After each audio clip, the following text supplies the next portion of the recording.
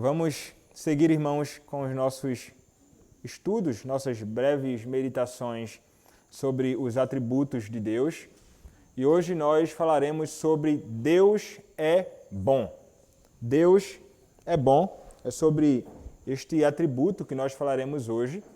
E o texto que leremos de início é o Salmo de número 136. Salmo de número 136,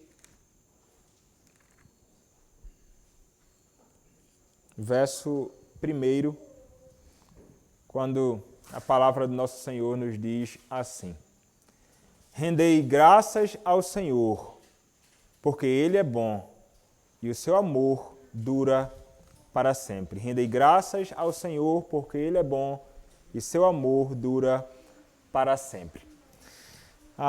Uma coisa que nós devemos estar plenamente convictos de que Deus da verdade de que Deus é bom.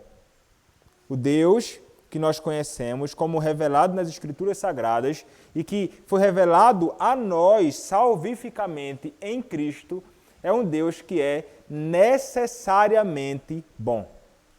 E este Deus que nós conhecemos, ele é um Deus que é também essencialmente a própria bondade. Você pode afirmar estas coisas acerca de Deus. Deus é bom, Deus é necessariamente bom e Deus é essencialmente a própria bondade. Isto é o que é o nosso Deus. E quando nós afirmamos que Deus é tudo isto, como a Escritura nos ensina, isso também implica no fato de que Deus, ele jamais pode fazer qualquer coisa que não seja boa.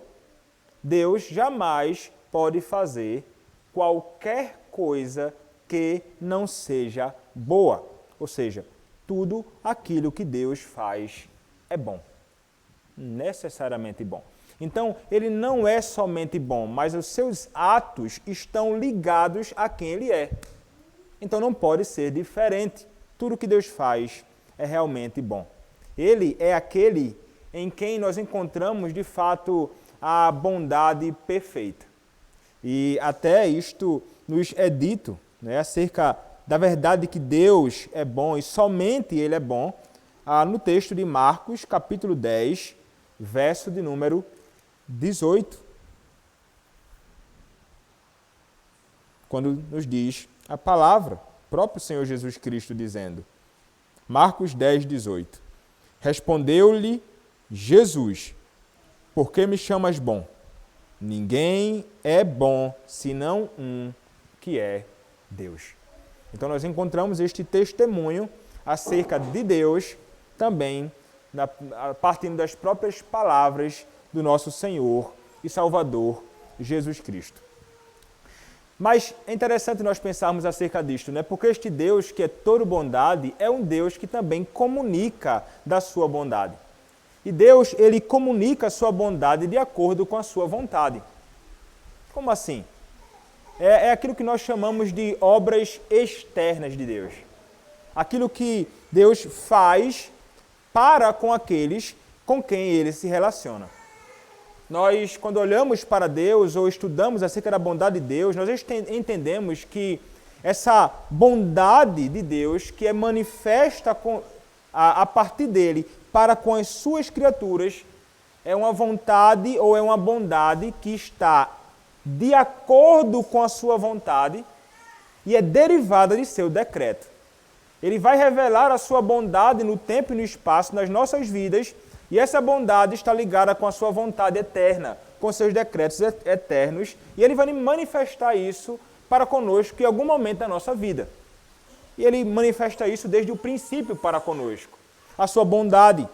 E tudo aquilo que experimentamos de Deus, que é a manifestação da sua bondade, na nossa caminhada, desde pequenos até a nossa velhice, nós desfrutamos da vontade dele, que é boa. E é justamente, não somente na criação, mas também na providência de Deus, que nós percebemos aspectos da sua bondade. Nisto, na criação, Deus manifesta a sua bondade para com o homem. Na providência, então, que é quando Deus sustenta, preserva, governa a sua criação, nós também percebemos muito da bondade de Deus. Quando Ele nos dá e faz conosco, através de nós, coisas que nós realmente não merecemos. Então, tudo que desfrutamos das mãos de Deus é de fato algo que nós devemos considerar como bom, até mesmo as coisas que aparentemente para nós não fazem o menor sentido ou são até desconfortáveis. A verdade é que Deus, até mesmo no nosso desconforto, que Ele mesmo quem faz, segundo a sua providência, Ele tem um fim que é sempre bom. Deus é bom. Deus é bom, Deus é a fonte e origem também de toda a bondade. Como escreveu alguém, é significativo dizer, ou melhor, é significativo a Deus a bondade, não como qualidade, a bondade em Deus não como qualidade, mas como parte da própria natureza. Não um hábito acrescentado à sua essência, mas a bondade é da sua própria essência. Como Charnock escreve, um puritano, ele não é primeiro Deus e então depois bom. Antes, ele é bom enquanto Deus. Sua essência, sendo uma e a mesma, é formal e igualmente divina e bondosa. Ele não pode não ser bondoso. Deus tem de necessariamente ser bondoso. Mas quando Deus ele expressa essas obras externas dele de bondade para conosco, ele faz por que razão?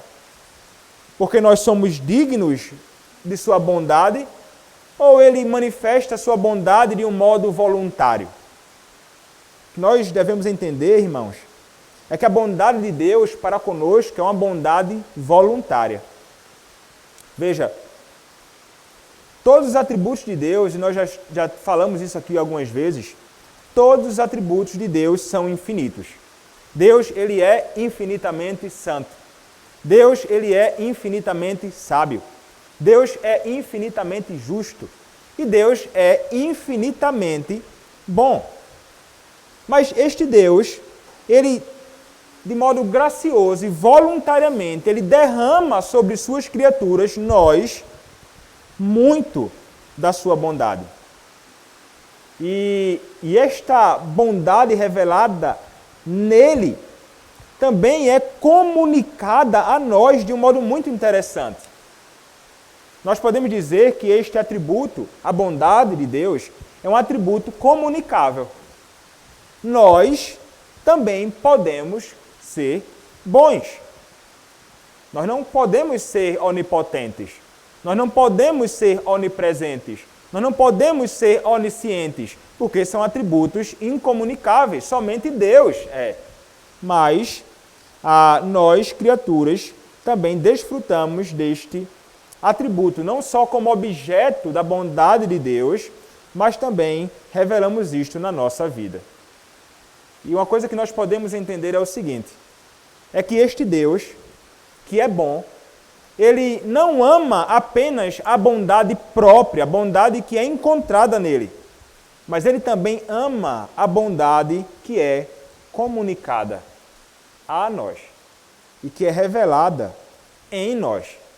Mais uma vez, Charnock vai escrever o seguinte: se ele, Deus, ama a si mesmo, não pode deixar de amar a semelhança de si mesmo e a imagem da própria bondade.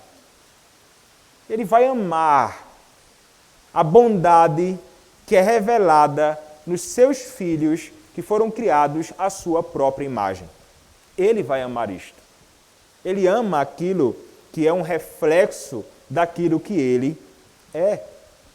Então, quando nós somos bondosos e revelamos isto, não somente em palavras, mas em atos, você pode estar certo. Deus ama isto. Porque ele ama a bondade. E Deus, ele demonstra, irmãos, a sua bondade de modo muito especial e de diversas formas, não é? Nós podemos pensar acerca de Adão, por exemplo. Deus, ele demonstrou sua bondade a Adão quando ofereceu a Adão uma recompensa por sua obediência no jardim. Adão, ele devia obediência a Deus. Deus era o Criador e o supremo legislador.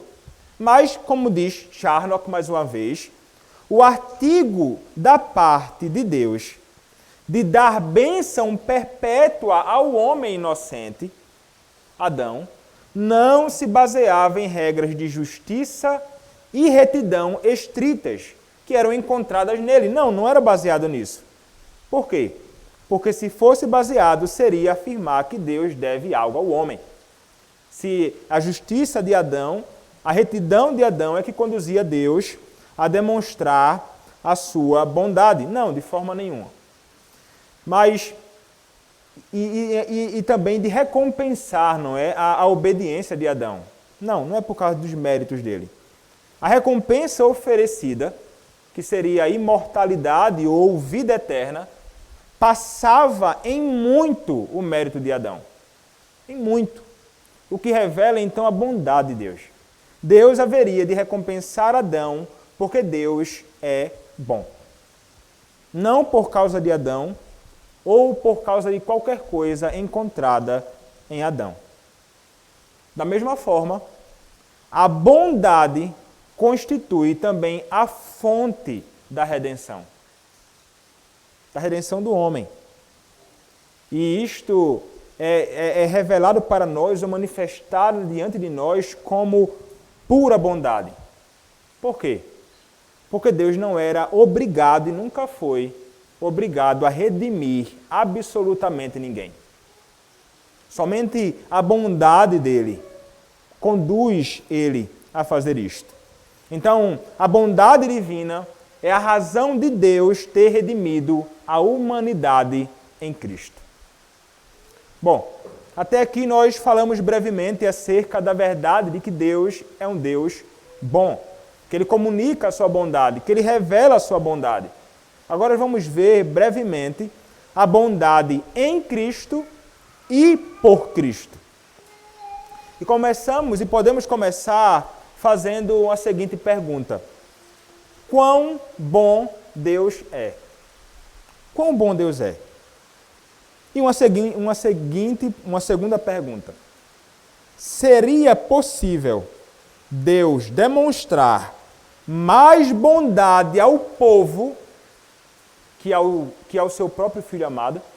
Será que Deus pode demonstrar mais amor para com o seu povo eleito do que para com o seu próprio Filho, o Senhor Jesus Cristo, o seu Filho amado? E agora vamos pensar então de modo breve, né? E eu convido você a pensar na verdade de que o Pai derramou sua ira sobre o seu Filho. Nós até ouvimos domingo passado, né, na pregação no Evangelho de Marcos, capítulo 15, versos 33 a 41, a ira de Deus caindo sobre o seu Filho. Você ouviu uma pregação sobre isto. Ali é revelado o amor de Deus, ali é revelado muito da bondade de Deus. Como entender esse mistério de Ele derramar a sua ira sobre o seu Filho eternamente amado, por pecadores indignos como eu e você, pelo seu povo eleito? John Owen escreve o seguinte: o Pai sempre esteve satisfeito com a santidade da pessoa do Filho, a excelência e as perfeições de sua justiça e a doçura de sua obediência, mas não sentiu prazer nos pecados imputados a ele. Portanto, foi do seu agrado ferir e fazer enfermar aquele em quem ele sempre se comprouve. Ele teve de fazer isto com o seu Filho. E o que acontece com Cristo? O Pai abandonou o Filho, o seu Filho amado, por um momento para que nós jamais fôssemos abandonados. Nunca e jamais seremos abandonados. Uma promessa que nos é dada. Você pode conferir depois, Hebreus capítulo 13, verso 5. Então ele abandonou seu Filho para que nós jamais fôssemos abandonados ou desamparados por Deus. O Santo de Deus, o Senhor Jesus Cristo, ele foi declarado pecador no Calvário para que as criaturas pecadoras como nós pudessem ser declaradas santas. Isto é o que acontece no Calvário. E Deus, ele valorizou tanto a redenção dos eleitos que sentenciou o seu próprio Filho à morte de cruz. Charnock, mais uma vez, nos é muito útil aqui. Ele vai escrever o seguinte: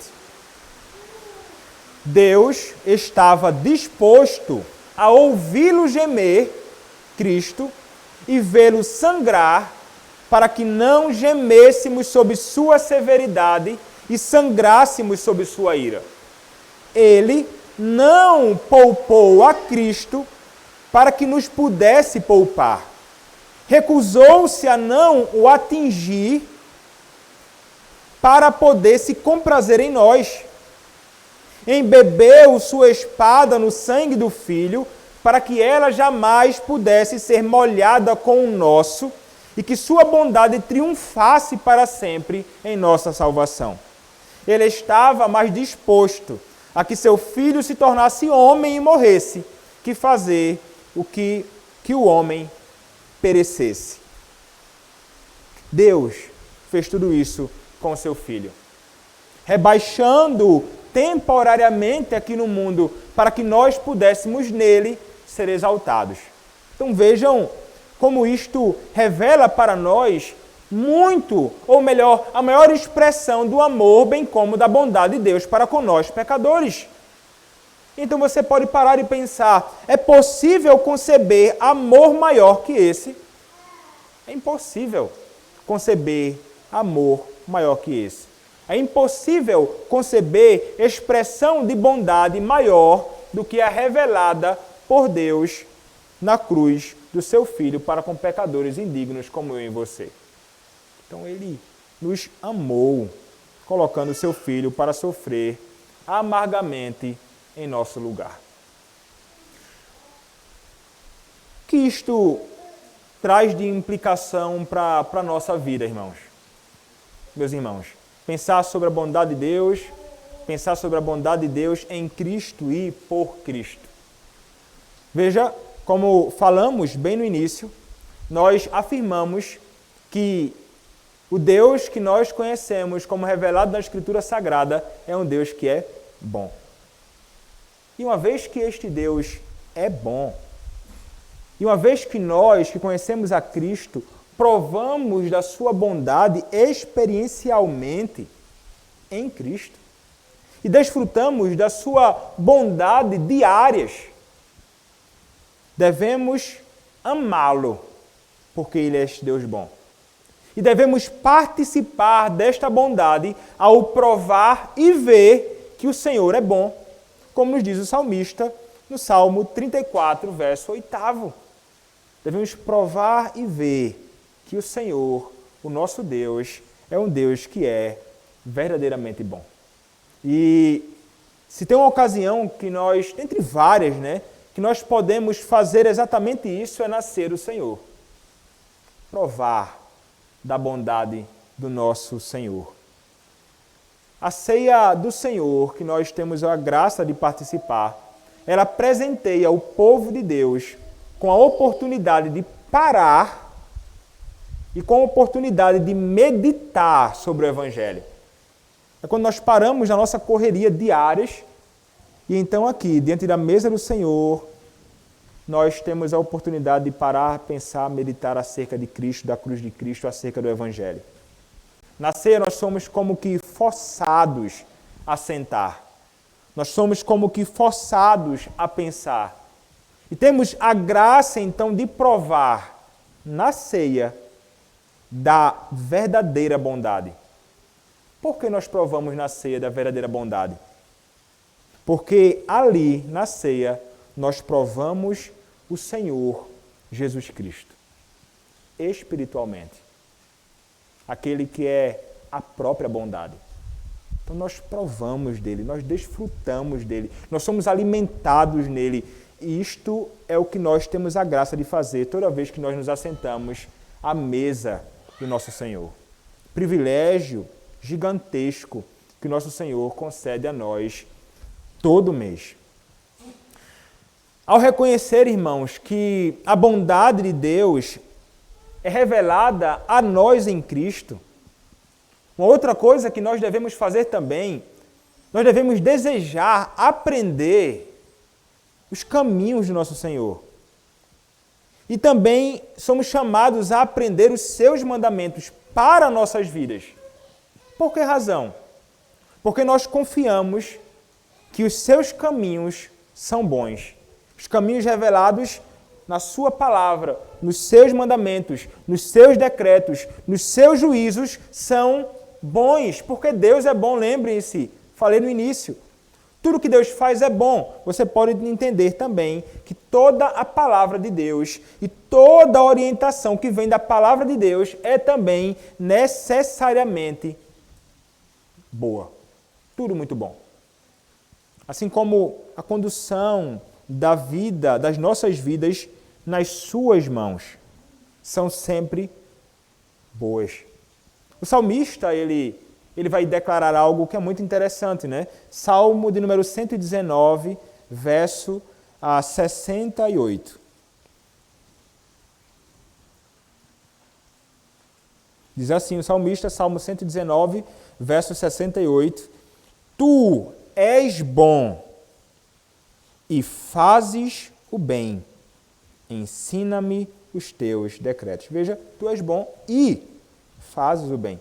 Ensina-me os teus decretos. O salmista ele tem um desejo ardente de conhecer os decretos do seu Deus, os caminhos do seu Deus, as ordenanças do seu Deus, porque ele sabe que Deus é bom, é um Deus que faz o bem, é um Deus de quem toda coisa boa flui. Ele é a origem, como falamos, e a fonte de toda a bondade. Uma vez que nós também somos filhos de Deus, nós desfrutamos da sua bondade diária, nós desfrutamos da bondade dele revelada na pessoa do nosso Senhor e Salvador Jesus Cristo e conhecemos essa vontade dele e essa bondade dele na sua própria palavra também, nós também somos chamados e habilitados a fazer o bem. Deus é bom e nós somos chamados e capacitados por Deus a também fazer o bem. Nosso alvo nesta vida deve ser fazer o bem. O bem, irmãos, sempre. Com base no que Deus fez por nós, nós jamais devemos nos cansar de fazer o bem. Como nos diz Gálatas, capítulo 6, versos 9 e verso de número 10. Fazer o bem, pois se não desistirmos, colheremos no tempo certo, diz a palavra. Assim, enquanto temos oportunidade, façamos o bem a todos, principalmente aos da família da fé. Orientações do próprio apóstolo Paulo. Fazer o bem, especialmente, principalmente aos da família da fé, mas não somente aos da família da fé, mas, sobretudo, especialmente aqueles que possuem a mesma fé que nós, nossos irmãos em Cristo, aqueles que foram salvos pelo mesmo sangue, o sangue de Cristo. Agora nós somos uma família e então nós devemos nos esforçar para fazer o bem. A bondade deve ser um combustível na nossa vida, não é? No nosso coração, para o serviço com o próximo. Para com o serviço com meus irmãos em Cristo, devo manifestar essa bondade neles em atos, não somente em palavras. Não é?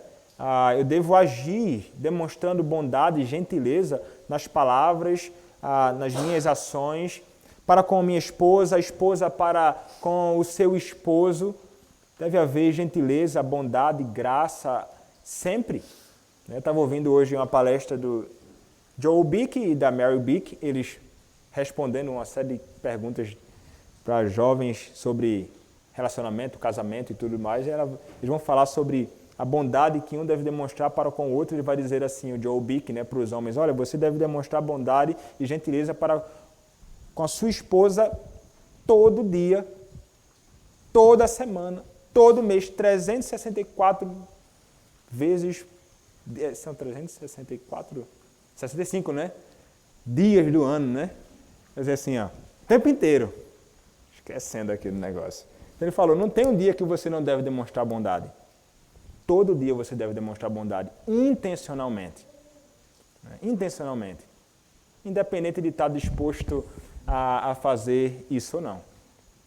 Então, isso é muito interessante, né? Pensarmos acerca disto. Somos chamados, sim, a demonstrar bondade sempre.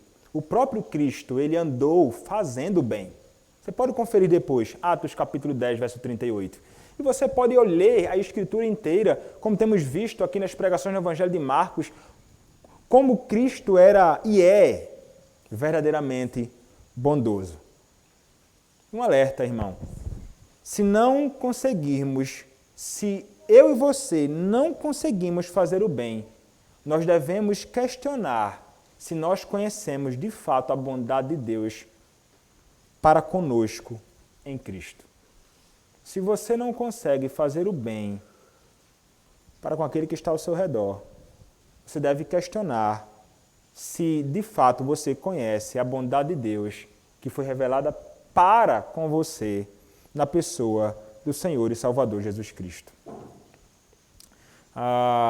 E a mensagem do Evangelho, ela é edificada sobre a nossa mensagem, sobre aquilo que nós falamos e também é edificada nos nossos atos. A mensagem do Evangelho é revelada nisto, no que falamos e naquilo que nós fazemos também. Paulo ele vai escrever o seguinte a Tito, Tito capítulo 2, verso 7. Tito, capítulo 2, verso 7. Ele vai dizer assim, torna-te pessoalmente padrão de boas obras.